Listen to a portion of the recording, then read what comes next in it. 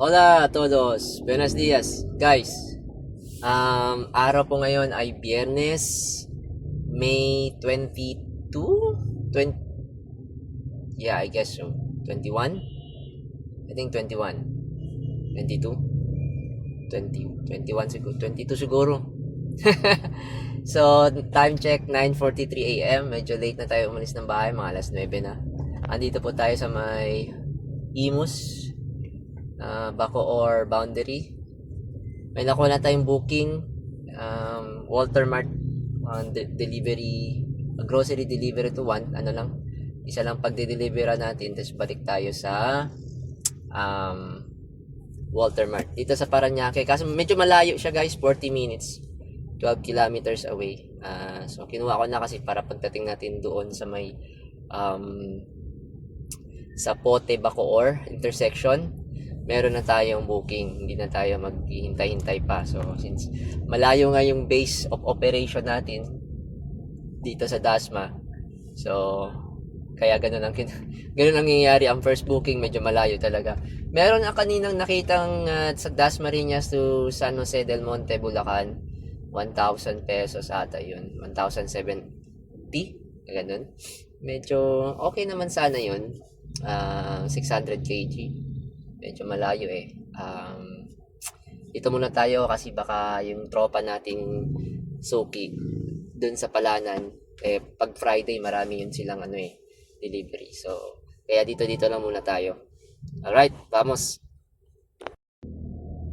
Tsaka kaya kinuha ko to guys kasi yung total distance niya is 5 kilometers lang. So from pick up to the drop off, then back to pick up, total kilometers is 5 kilometers lang, tapos 385. So how much yun per kilometer, right? So divide nyo na lang 385 to divided by 5. So kung let's do the math, 7 tapos may 77 peso per kilometer. Alright, so ang ginastos ko dito is galing doon sa pag-pick up, pag-swipe ko or pag-accept ko ng booking is like, let's say 12 kilometers ang layo. So kung ang ano ko is 2 per kilometer, ang magiging doon is parang 24 pesos yung ginastos ko galing yung sa original location to the pick up location, plus 10, sabi natin 35 pesos yung ginastos ko total na. Okay, completed na yung booking. 35 pesos minus mo na lang dun sa 385, so may 350 ka pa. Yun yung kita. So sa akin is iniisip ko din yung running cost. Ginagawa kong 2 per kilometer, although libre naman yung charger sa SM, pero yun nga, if sa bahay nag-charge. Alright? Okay guys, na-cancel yung ko kasi alam na malayo. So, all goods. Pero may nakuha tayong dito, Paranaque pa rin, pero papuntang Quezon City. 843 to So, goods pa din. Papunta pa din dun tayo sa location na yun. Alright, vamos. Although medyo mababa lang yung kilometer nito, fare at 23-24 peso, ganyan lang per kilometer. So that's all goods naman. Goods lang. Alam niyo naman, naka full EV tayo, so super low running cost. Piso 1 to 2 peso per kilometer yung takbo nito. If nag-charge kayo sa bahay. Right? All goods. Pero kung nag-charge kayo sa libre, medyo mas mababa pa yun. Siguro kinumpute ko around 30 cents or 50 cents per kilometer yung running cost pag nag-charge kayo sa SM. Alright, vamos. Dito na tayo sa may Pascor BDO BPI. Dito daw sa tabi, Sky Freight. Ito ata yun. Boss, saan yung Sky Freight?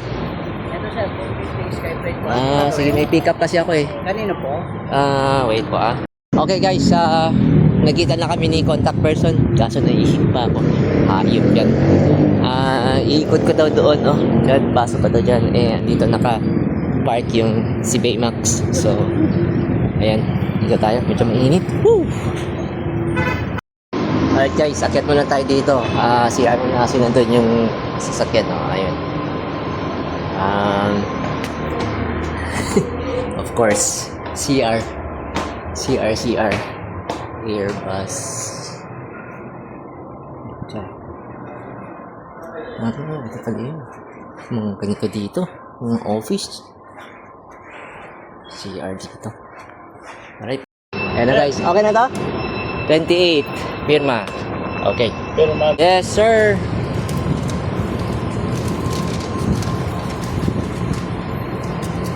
Ano ibibigay doon? Yeah. Thank you, sir. Ingat. Ito sa akin na to, doon yung sa kanila. Yan ang ibibigay mo doon. Ito. Thank you, sir. Thank you. Alright guys, nakuha na natin ng medical supplies, 28 boxes. Hindi naman ganun kabigat, siguro mga 2 kilograms each box. So, sa tingin ko 50 to 60 kilograms lang to. Medyo mapalki lang siya eh. Kaya MPV ang Binoc, hindi sedan. Which is good. Alam ko yung base rate ng MPV ng Transportify ay 240 pesos. Base rate pa lang yun.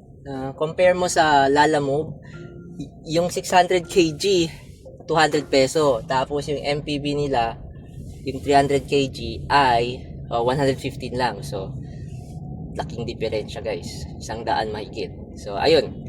Papunta tayo sa drop-off, 26 kilometers, 1 hour and 12 minutes. Walang toll. What if kung may toll? Pag may toll, 58 minutes lang. Turn left. Alright. So, meron naman tong reimburse. 58 minutes. Parang 12 minutes lang ang difference, no? Right? In 800 meters, turn left. 20 minutes siguro. So, tingnan natin anong mas magandang takbo dito. Kasi usually itong toll ng maps, Skyway to eh. So, goods lang. 1 hour and 11 minutes. Maaga pa naman. 10:53 AM. Ang battery natin ay 87%. Medyo mainit kaya malakas ang konsumo ng aircon. Siguro mga 2% to per hour. Naka 21 kasi ako eh. Init guys. Alright, vamos! Rock and roll! Alright guys, EDSA tayo, Boni Station. Of course, may mga mani boys dito eh. May muna, habang procession dito, normal, ba? All goods. All goods. Alright guys, update. Malapit na tayo sa White Plains. Kakanan tayo ng White Plains. May banggaan dyan sa flyover ng Ortigas. Ortigas pa yan. Basta yung bago mag White In Plains. 400 meters, So, turn right. hindi ko alam kung dahil sa naatrasan o kaya biglang break. Hindi ko alam. Basta, ayun, yung dalawang Vios. Ay, isang Vios, isang Geely na sedan. Good luck. Kaya chill-chill lang tayo guys. May kahit na dahan-dahan, at least safe. Tapos yung distance sa harapan, bahala na kayo. Kung sisingit kayo. Basta ako, maintain ko yung mga distance dyan sa harapan. Turn right. Magbe-break na lang ako. Alright? Keep safe guys. Not keep safe. Ride safe. Okay? Ingat lagi sa biyahe. Chill-chill lang tayo. Huwag tayong magmadali. Kasi yung 5 minutes na save mo dahil sa pagmamadali, may risk yun. 5 minutes lang. Holy shit. Okay na sa akin kahit na walang 5 minutes. Basta chill. Okay? Music. Okay? Of course. Alerto tayo always guys. Oh? Meron tayong ihi. Hindi to ihi. Ano yan? Extra juice. Yan. Okay. Shot lang. Vamos. Okay guys. Nakarating na tayo dito sa 21D. Yes po. Okay. Atras ko lang. Dito daw. Ayan. May butas dito. Na-shoot ako. Buti hindi malalim. Just in case. Security purposes. Ba't mo ilalim? Diyan na sa gilid, sir, ng pintuan. Ibaba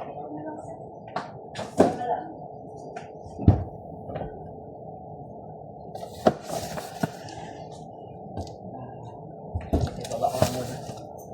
Turong ko na lang yan.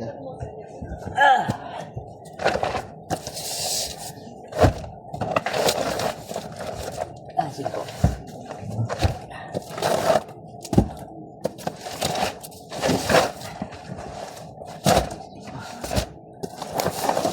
Gusto ko lang muna lahat.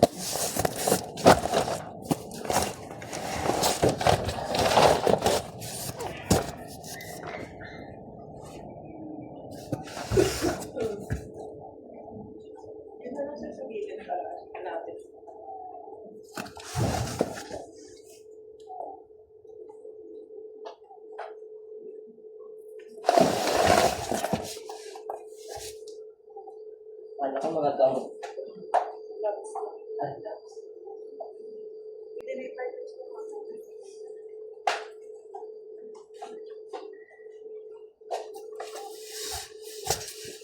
Ito sa kabat pinasagin. Ay, sige.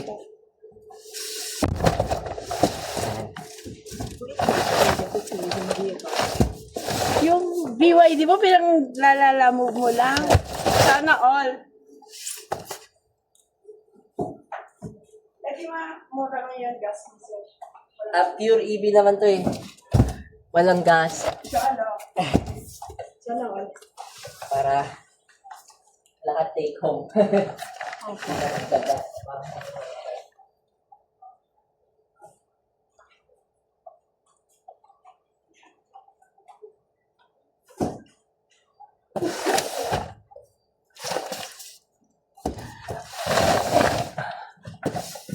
Ko muna.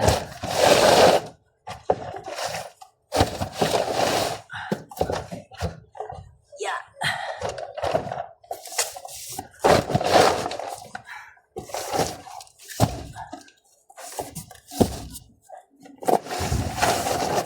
All right.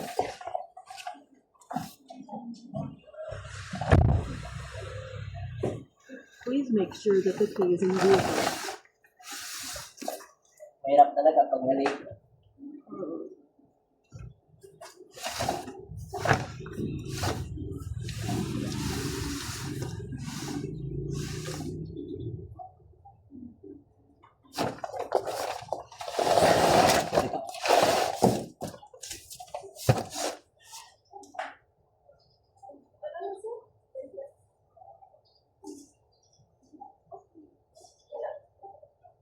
Daw po.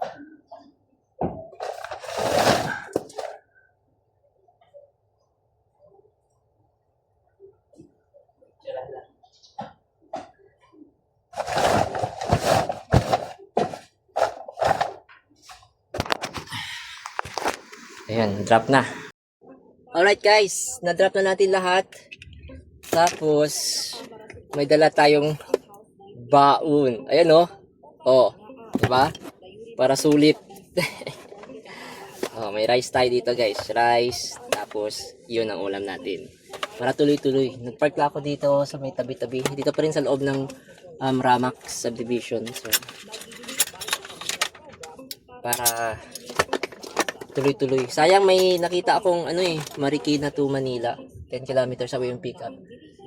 Kaso mga 30 minutes yun eh. Tapos papuntang Binondo. May kasama pang 2 tao. So, yun. May kumuha. Inihintay ko tumaas kahit man lang maging 850 above. Kasi nasa 760 lang ata. Although MPV siya, kaya medyo mataas. Mataas yung mga MPV compare sa yung sedan lang. Okay. So, kain muna tayo guys. Time lapse na lang natin. Alright, vamos.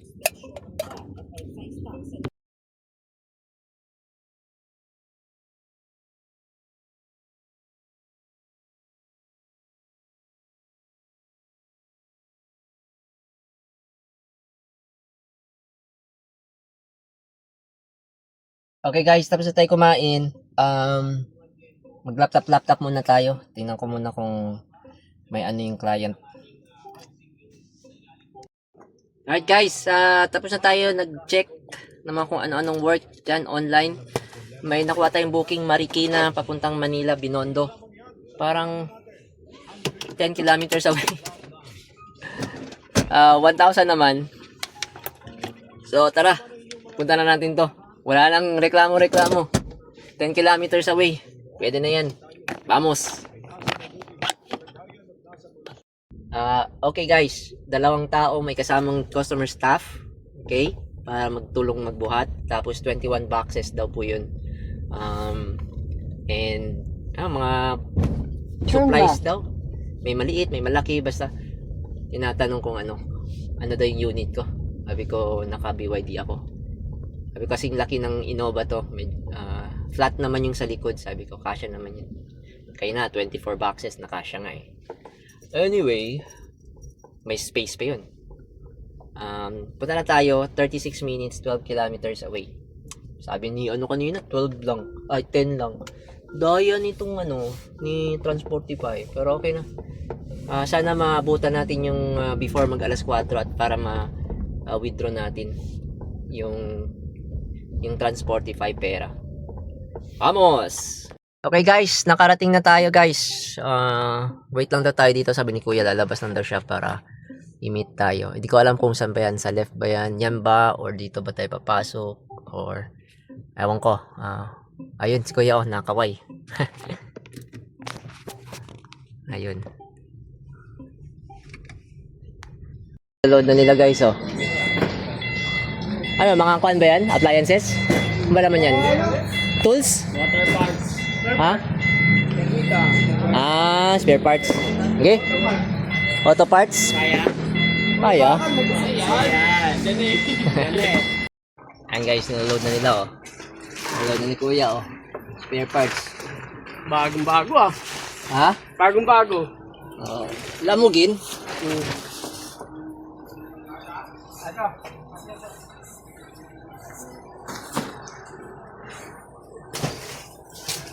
Pwede bang tumabay sa'yo?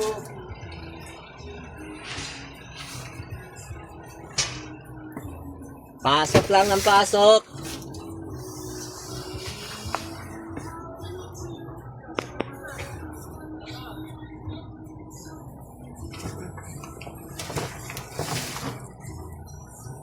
Diba? Bulky items MPB.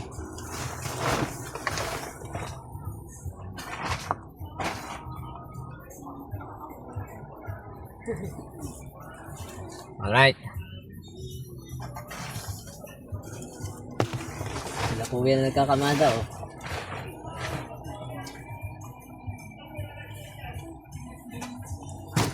Kasya Oo, kasya. Kasya, 21 boxes.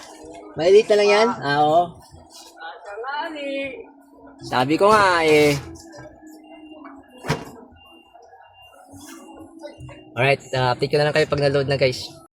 Okay na guys, ayan So, sasabay yung 2 customer staff para mag-ayos niyan. And then, anong tawag nito? Papuntang Binondo, Norberto. Okay, goods. 1 hour and 8 minutes, 16 kilometers away. Okay na to. Rektahan na. Ito yung laptop ko.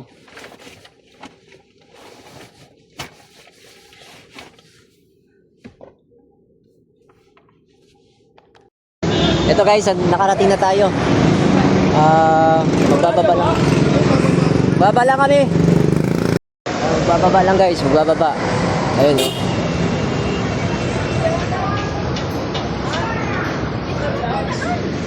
Ayun may electric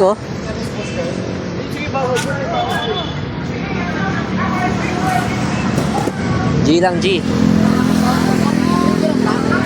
Kaysa dito sa may Binondo Church. Mukhang may dito Bili tayo ng hopya guys. Alright.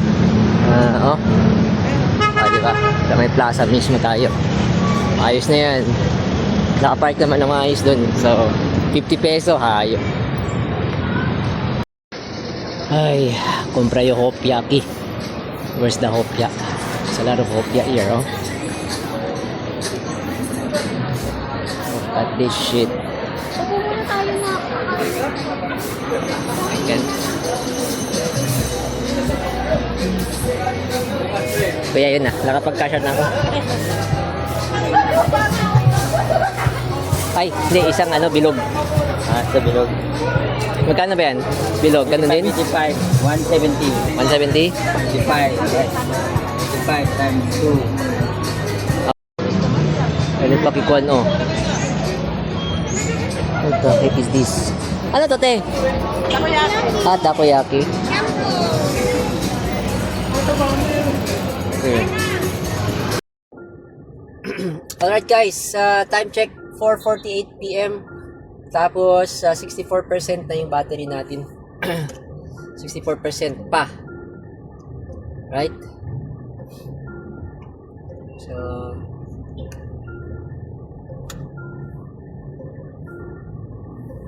ayun. Punta tayo sa may walang magandang booking. Marami nga kaso gusto ko pabalik na ng South, Manila South. Las Piñas, Pasay, wala eh. Kaso papuntang Pasig, Taguig, Valenzuela, Bulacan. So, yun. Tignan natin, baka may makuha tayo sa daanan. Alright, vamos. Dito tayo sa may Manila Yacht Club. Hindi ko na feel kumuha ng booking. Gusto ko lang umuwi. Nakuha natin today is 1,900 siguro. Kaya na siguro guys, 1,000, dalawang booking, 1,900. Na-minusan lang tayo ng, of course, yung pasalubong na hopya. Tapos yung parking fee na 50 pesos. Of course, mga boys dun. Dun sa may Binondo, syempre 50 peso daw eh. Ayos lang, at least nakapag-park na maayos at nakapag-ikot-ikot ako. Pero, hindi ko alam bakit ako tinatamad. Yeah. Kung may nakita tayong dito sa seaside, Pasay seaside, tapos pa uwi, kunin ko na yun. Ayoko lang pumunta sa loob. Traffic. Ay, nako. Tinamad yun. Dalawang bookings pa lang, tamad na.